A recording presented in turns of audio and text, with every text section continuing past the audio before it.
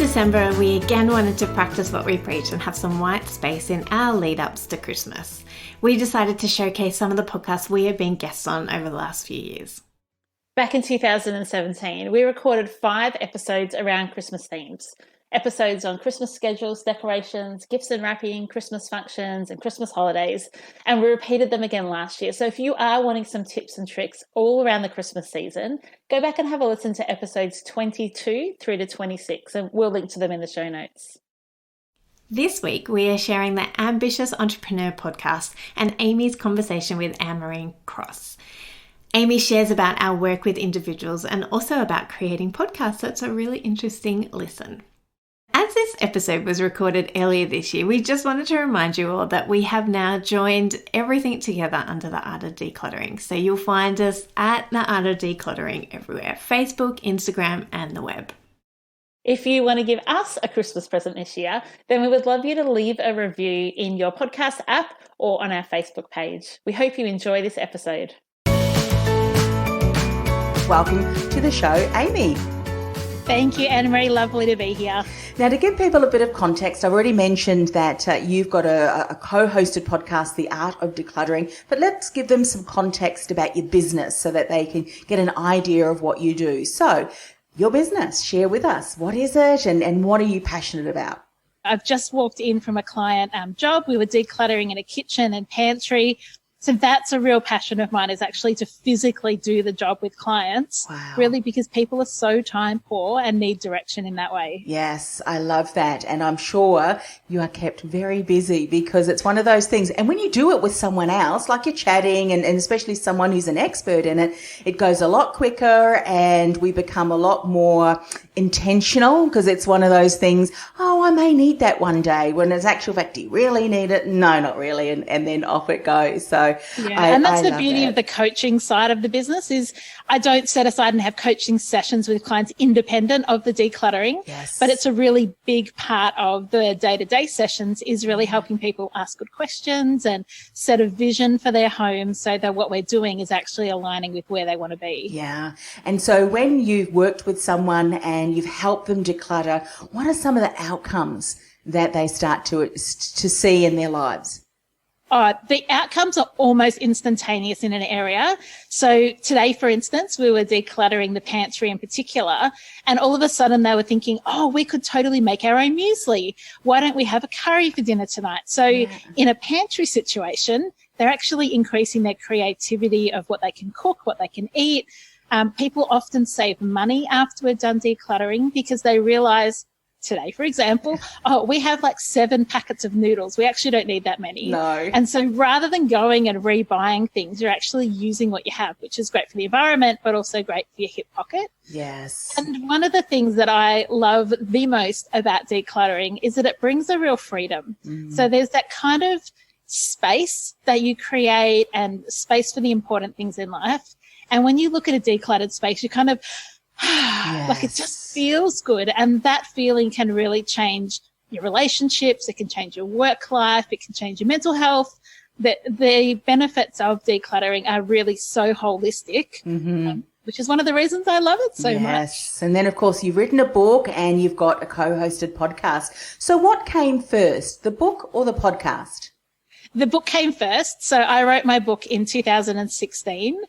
Absolutely loved it. And it was a real game changer for me to be able to put myself out there as an expert and I suppose put down in writing the things that were in my brain that I could reach more than just, within an hour's drive of me of where I could service, I can reach the whole world with that message. Yes. And then the following year, so 2017, Kirsty Fruger and I started the Art of Decluttering podcast, and that has been the best. Yes. That is so much fun. Yeah, it's great when you're able to do a co-hosted podcast.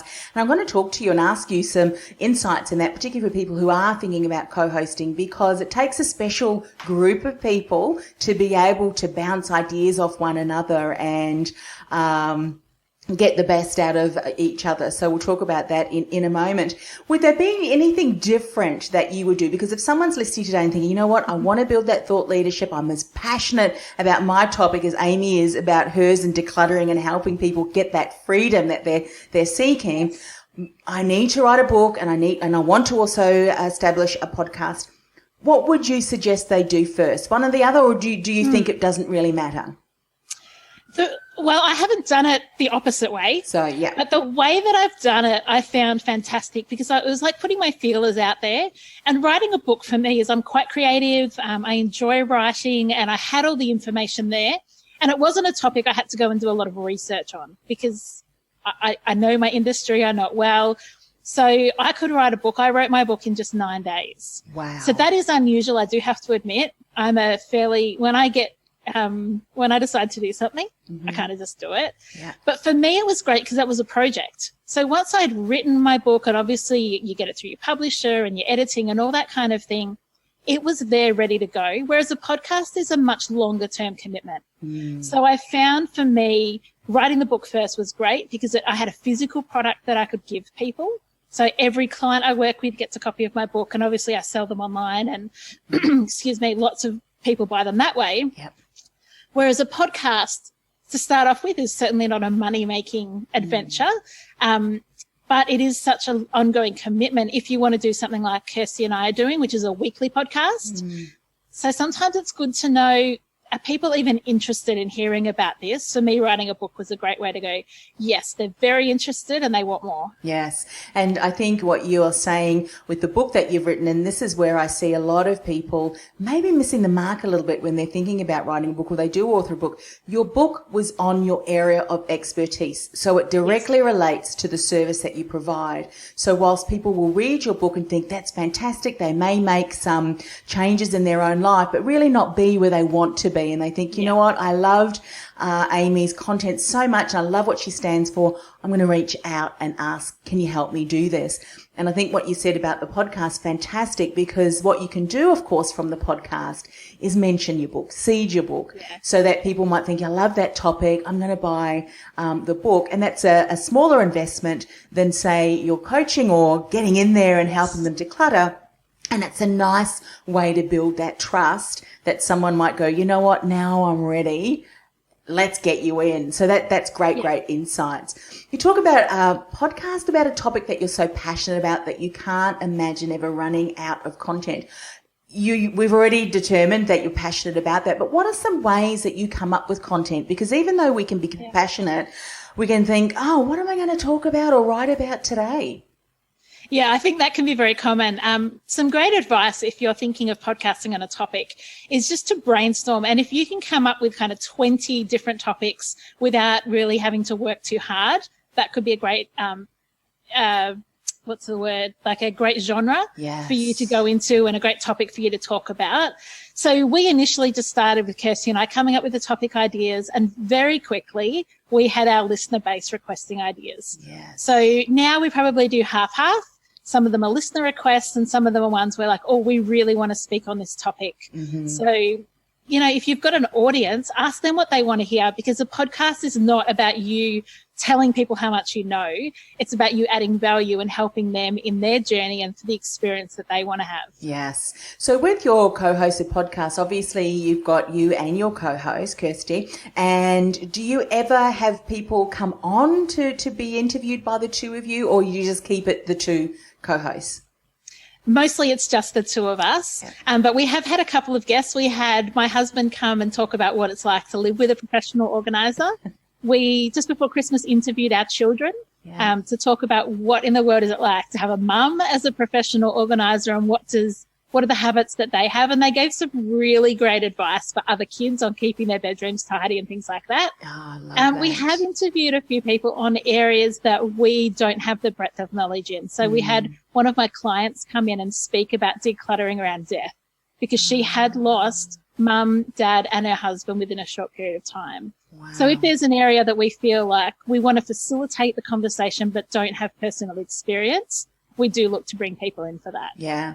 I love the way what you've said. It's very much aligned with the topic and content that you know that one of your listeners or a number of listeners may be struggling with. How far in advance do you plan out your content?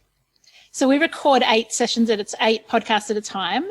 So we're at least planned 8 in advance. Yeah. And so we're going into the studio in a couple of weeks, and our job over this week is to actually plan those 8 topics. Yeah. So we're not planning a year in advance because we like to be able to shift and move. Yeah. And we don't want to lock in topics and then have someone come up and say, how about this? And we go, oh, we can't fit that until September. Yeah. We love the flexibility of saying, yep, we can do that in April. Yes. And what I'm hearing, and I'm just feeding this back so that people don't miss the golden nuggets in that, there is an area of planning that you need to do, some pre-planning, but there is flexibility in that as well. Because I know for many business owners, very entrepreneurial creatives, they hate being locked down into plans.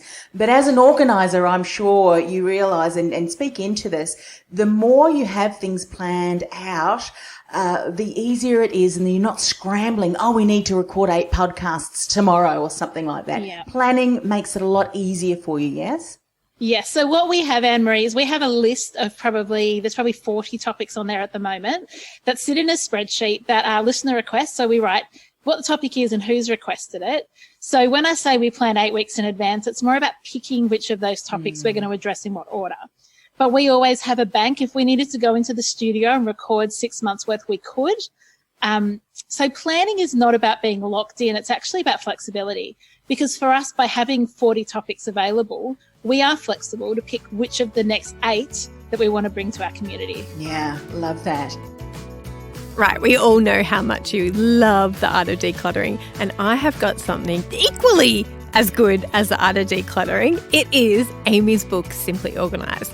You get a couple of hours of Amy's dulcet tones talking to you as she explains to you all the goodness of how to simply get organised and declutter your home. Head over to Amazon and you can get the Kindle version or the audiobook there. I remember we had a conversation like ages ago where all of a sudden you had started to realise that, hang on a second, this podcast is generating some really great results, and you almost fell into it almost accidentally, if I can put words in your mouth. No, we totally did. So you did all of the things right, and sadly a lot of podcasters don't, and then they run out of steam, and because they're not generating even any interest at all. So looking back, what were some of the key things that you did? And then also from a co-hosted point of view, because, you know, there's nothing worse than starting and putting a lot of time and energy and getting something set up and then realizing, you know, the synergy that you thought might be there just isn't. So what are some of the key things that you think you put into place that has really made the difference in your podcast soaring? Well, Kirsty and I are very good friends. Like, we're besties anyway. We hadn't been before we started the podcast. We'd known each other for probably 20 years before we started the podcast. We'd grown up together. Our mums are besties. Wow. But we lived in different states. So Facebook was the only way we'd kept in contact. But we'd each started our own professional organising business. And Kirst came up with the idea to do a podcast. And she said, I really feel like this is the next step. Do you want to do this together? And I said, what's a podcast? I'd never listened to one. So she was all over that side of it. And, that's how we started. And it wasn't something that we wrote a business plan for. Yeah. It wasn't something that we had a growth strategy for. So I can't give a formula that other people can use, except that we were passionate about it. Yes. We really nurtured those that we, that listened. So those that engaged in our Facebook pages and leave iTunes reviews, we make sure we call out and speak to them in our podcast. I think one of the benefits of being a co-hosted podcast is it's much more conversational. And so people feel like they know you because they feel like they're sitting around having a cup of tea with you. Yes. And for us, the connection between us is really, really key. And we nurture that, and we have a great friendship, and we make sure that that's in a good place, because otherwise it would just be awkward in the studio. Yeah. And I think the fact that you had a prior relationship, even though that it was virtual, and let's face it, virtual or even in person, you can develop strong ties there. Open communication, all those sorts of things is just so very important, and having expectations, but also very much knowing that it is combined, you know, and I think sometimes people can get egos in the way. And something else that I want to pick up, the fact that you both had similar businesses, and I'm sure if you were to map that out, you would have similar values, similar ideal clients. And so often when you look at two co-hosts that maybe the podcast didn't, really work very well, and I've even kind of turned people off because their ideal clients were different. Someone had been in the business for far longer and therefore was offering different services at far different levels. Yeah. So that's all really very important. Yeah. Now, you mentioned about engaging your audience, and that's really important. You said you read out reviews, you talk about people from your social media channels. Did that always occur? And I must say, I think you will often speak to a market for your clients that are mothers. And I think mothers and millennials are what they call, I read this on the CEO Institute, they're called the entrepreneurial client. They're a new customer, and they are far more engaged. They're always looking for inspiring information, and they will share content. So did you find that right from the start, people started listening, or what were some of the things that you did to get your podcast out into the ears of your ideal client? Probably the thing, Anne-Marie, that triggered kind of that exponential growth for us is that we're invited onto this Morning Sunrise on the weekend. So I think it's called Weekend Sunrise. Yeah. And we were invited onto that show quite early in our podcast. And our numbers absolutely skyrocketed after that. Now, we didn't, approach them or send them a proposal. They just heard about it and found us and invited us on. So I think that kind of gave it that push. And then as people started to engage with us, we decided, well, they feel like they're part of our community. Let's actually speak to them. So, this podcast was requested by, here's an iTunes review. So we do an iTunes or Facebook review every episode. Yeah. We talk about who's requested topics each time. We've got a fantastic online community called the Art of Decluttering community that's on Facebook. Yes. And that's a really, really great place for our listeners to come and hang out. So, and look, I think just by personality, Kirsten and I, people feel like they know us. I mean, I've had someone come up in a restaurant who recognized my voice and was a podcast listener and wanted to, hang on a minute, just can you say that again with their eyes closed? And I was like, oh, this is the weirdest thing ever that someone, obviously I was speaking too loud in the restaurant because they could hear me over everybody else. But that's the kind of relationship we want to nurture. So that means that Kirsty and I are very vulnerable. There's often tears on our podcast because we're sharing from our hearts. There's nothing held back. There's things we tell our podcast audience that we haven't told close friends. Because that's who we are. That's not us putting on a show. Yes. That's just us sharing our hearts for our listeners. And I think that comes across. I hope that comes across. I think when you set that intention, your audience can gather that. And I think that's what so many, unfortunately, the people who try and put on a mask, we as consumers and listeners, we can pick that up. And I think that vulnerability and share insights into this. When you are vulnerable and you're honest and you don't put on any mask, that's when your audience will even share things because of the fact that there's that empathy and that know, like, and trust. Have you found that as well? And I think particularly in our industry, there's a lot of shame around clutter. And we're really trying to break that. And part of breaking shame, as Brené Brown would say, is embracing vulnerability. Yes. Because where vulnerability exists, shame can't. And that's part of what we do is we want people to know it's okay. Nobody has a perfect house. Kirsty and I are very, very forthright in saying our homes aren't perfect. Nothing's perfect for us, but we're working on it. And we've found some really good systems that bring freedom. And I think by just helping people to know they're not alone and that it's okay to talk about this stuff. Yes. It's not taboo that we don't all run perfectly run houses. That's not taboo. That's normal. But what we want to help people do is reduce the stress in that and reduce the overwhelm in that. Yeah. So I think the vulnerability does bring that that freedom that people want. Yeah, so true. So what exciting things are in store for the Art of Decluttering podcast? Anything in the future? Any books that you're considering writing? What's kind of on the horizon?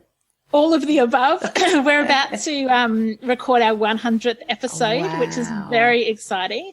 And we're on schedule to hit 1 million downloads by June. Amazing. So we want to have a big party for that because we're just like, that is so more than we ever dreamed that we would reach. Yes. We're talking about some live events to actually get to meet our listeners. We're talking about writing a book together. Yeah. So many things we're dreaming about. Nothing's in concrete. Yeah. So keep your ears to the ground for the next step for us. Yeah, so exciting. I'm just so thrilled. Thank you so much for sharing your insights and just your journey. And I can just, through the energy that you're sharing today, can really see that, your listeners would love to connect with you because, as you said, you're bringing information that you are passionate about. You're doing it from the heart. You really are truly wanting to support people. And when you bring that authenticity, that vulnerability to your conversation, that's when people really feel, you know what, she gets me, she understands me, non-judgmental, and who better than to get that support. Thanks again for coming on the show. Thanks, Anne-Marie. Thanks for joining us. If you've learnt something awesome today, we'd love you to leave us a review on iTunes or Facebook so others can find our podcast too. Don't forget you can see the show notes in your podcast app or over at our website, artofdecluttering.com.au. So if there's anything you want more info on, check it out there. If you'd like to join our supporter community, you can do so over at patreon.com/theartofdecluttering. We hope you have a great rest of your day and enjoy the freedom.